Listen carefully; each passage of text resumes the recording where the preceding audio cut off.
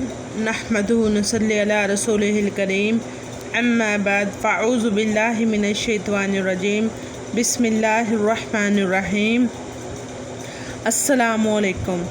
हम आपको अपने चैनल पर खुश आमदीद कहते हैं। इस्लामिक विद राना चैनल पर आप सबको खुश आमदीद कहते हैं।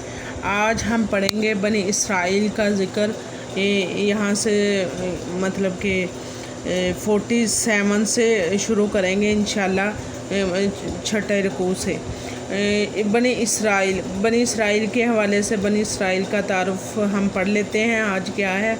बनी इसराइल हज़रत इब्राहीम अलैहिस्सलाम के दो बेटे थे, हज़रत इस्माइल अलैहिस्सलाम और हज़रत इसहाक़ अलैहिस्सलाम। हज़रत इसहाक़ अलैहिस्सलाम के बेटे थे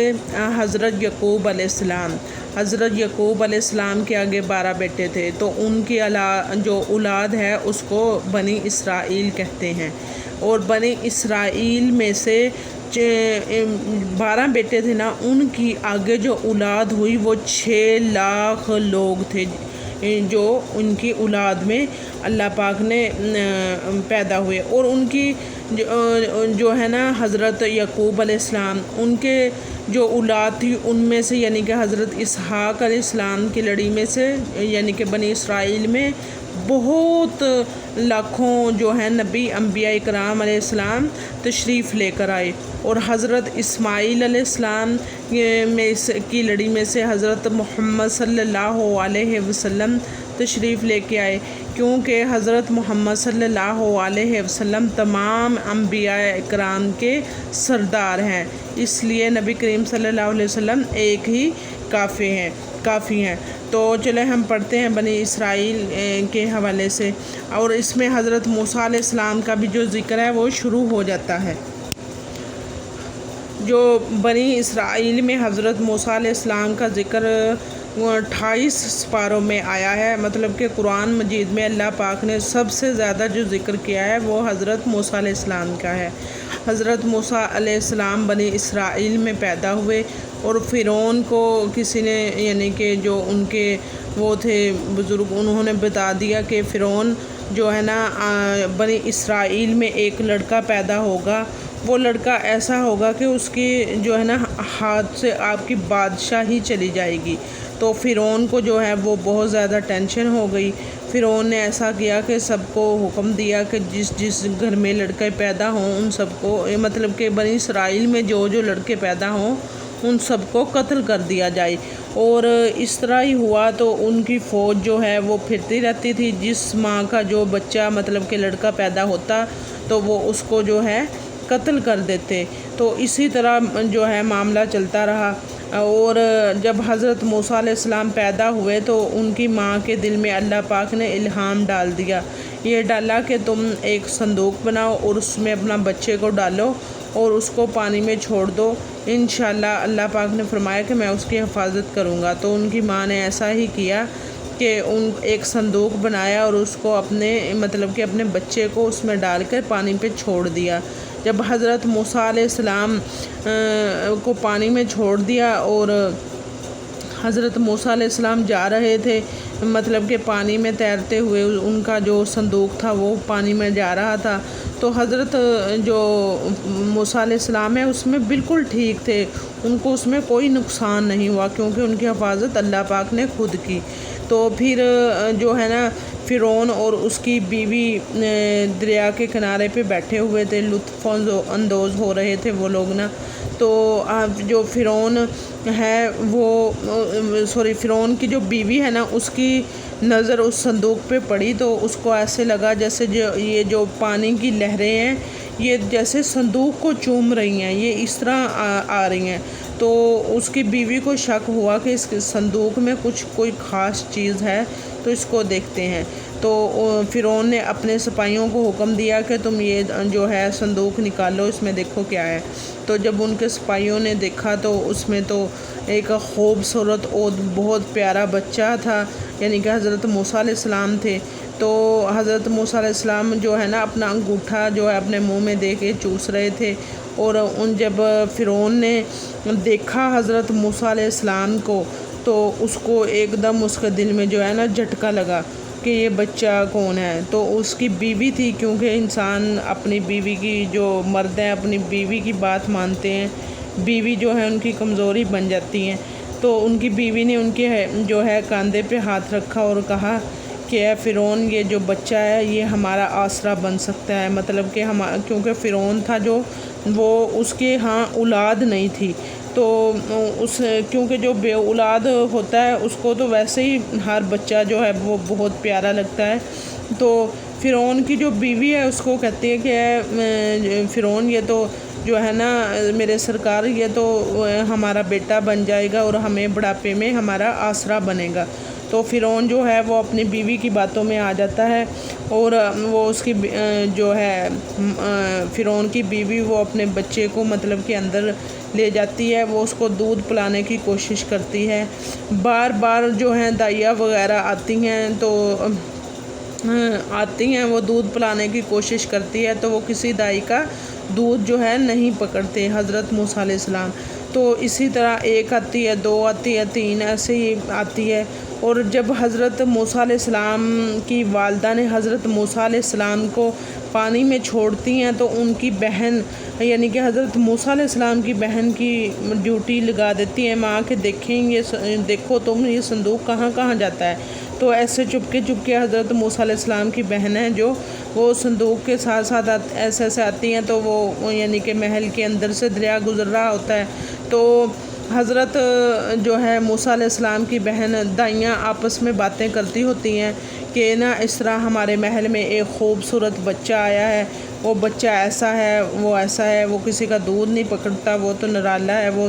ایسا ہے، اور ان کی بہن جو ہیں وہ چپکے سے ان کو کہہ دیتی ہیں، مطلب کہ ان کو جو وہاں بیٹھی ہوتی ہیں وہ باتیں کر رہی ہوتی ہیں، تو حضرت موسیٰ علیہ السلام کی جو بہن ہے وہ کہتی ہیں کہ مجھے ایک دائی کا پتہ ہے، اس کا دودھ بہت زیادہ صاف ستھرا ہے اور اس کو ہر بچہ جو ہے قبول کر لیتا ہے، تو آؤ چلیں اس دائی کو آپ لے آئیں اور اس بچے کو دودھ پلا دیں۔ تو جو ہے نا موسیٰ علیہ السلام کی بہن وہ ان کو اپنی والدہ کا پتہ بتا دیتی ہیں، مطلب کہ وہ اب ان کی والدہ ہی ہوتی ہیں، تو پھر حضرت موسیٰ علیہ السلام، کیونکہ اللہ پاک آگے ہم انشاءاللہ پڑھیں گے، اللہ پاک نے ان کی ماں سے وعدہ کیا تھا کہ انشاءاللہ میں تمہارا بیٹا تمہیں کو لٹا دوں گا، تو حضرت موسیٰ علیہ السلام کی جو ہیں والدہ محترمہ وہ آتی ہیں، اور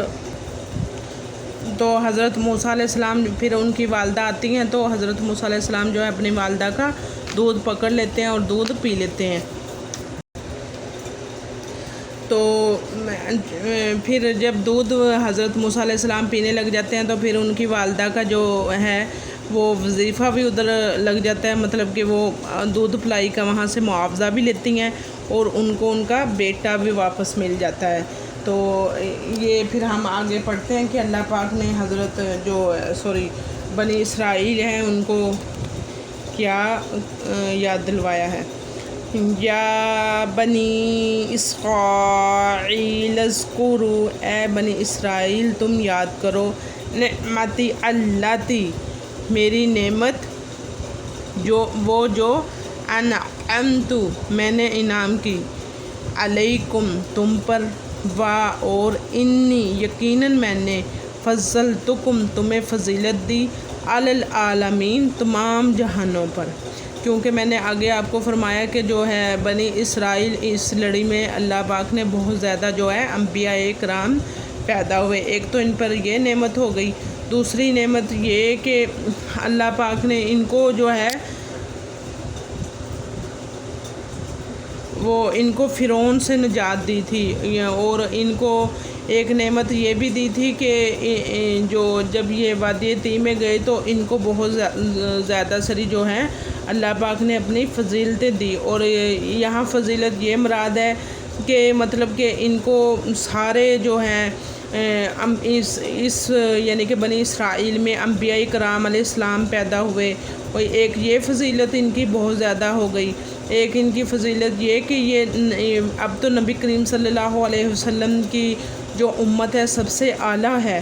پہلے جو ہے نبی کریم صلی اللہ علیہ وسلم کے زمانے سے پہلے جو ہے وہ سب سے زیادہ فضیلت والی جو اعلیٰ درجے والی امت تھی وہ بنی اسرائیل تھی۔ اور آگے اللہ پاک فرماتے ہیں وَاتَّقُوا، اور تم ڈرو، یومن، اس دن سے کہ لا تجزی، نہیں فائدہ دے گی، نفسن، کوئی جان، ان نفسن، کسی جان کو، شیئا، اور کچھ بھی، اور لا یقبل، اور نہ قبول کیا جائے گا، منہا، اس سے، شفاعت، کوئی سفارش، اور لا یؤخذ، اور نہ لیا جائے گا، منہا، اس سے، عدل، کوئی بدلہ، اور لا، نہ، ہم،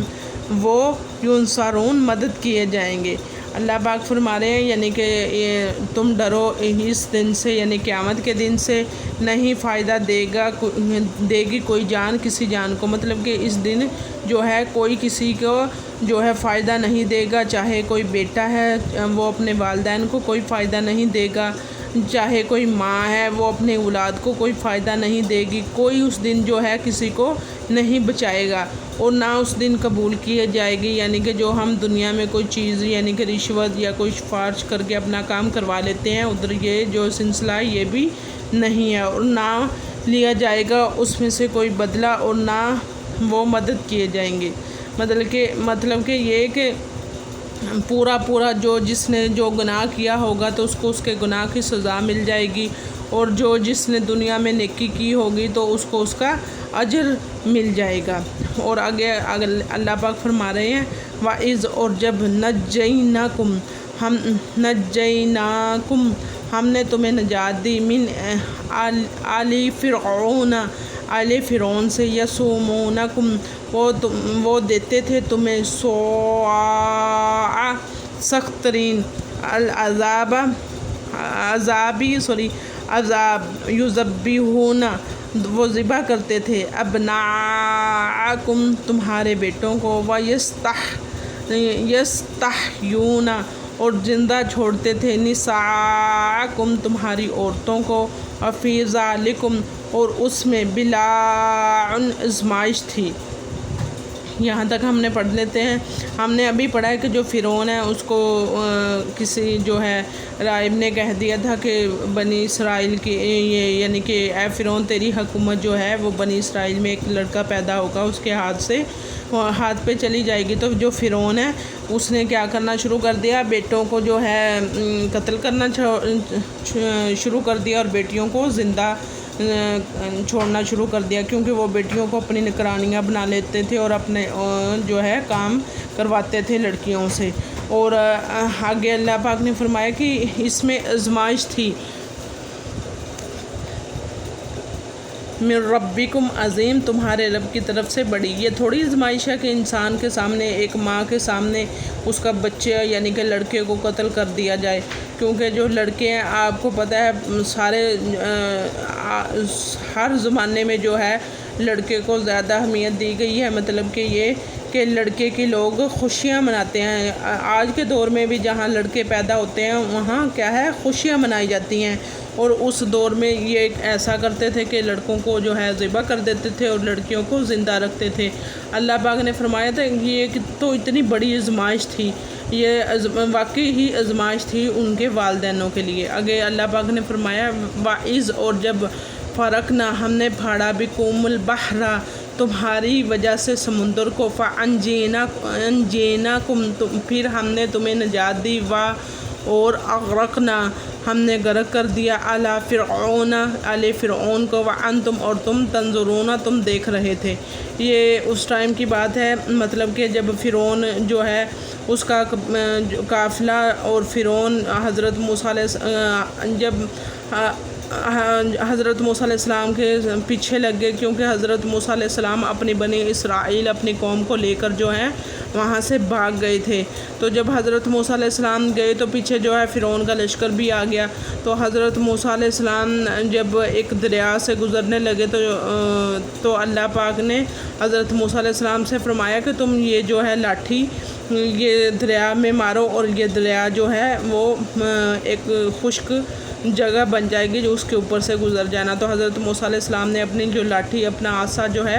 وہ دریا پر مارا اور وہ ایک خشک اس کی جو لہریں ہیں، موجیں ہیں، وہ ایک طرف کھڑی ہو گئی اور راستہ بن گیا۔ تو حضرت موسیٰ علیہ السلام وہاں سے گزر گئے اور فرعون جو ہے وہ بھی وہاں سے گزرنے لگا، کیونکہ حضرت موسیٰ علیہ السلام کی قوم تو عین گزر گئی، باہر نکل گئی، اور فرعون کا جو قافلہ تھا وہ درمیان میں تھا۔ تو اللہ پاک نے وہ دو دریا جو پھٹے ہوئے تھے ان دونوں کو ملا دیا۔ تو پھر کیا ہوا کہ فرعون اس کے اندر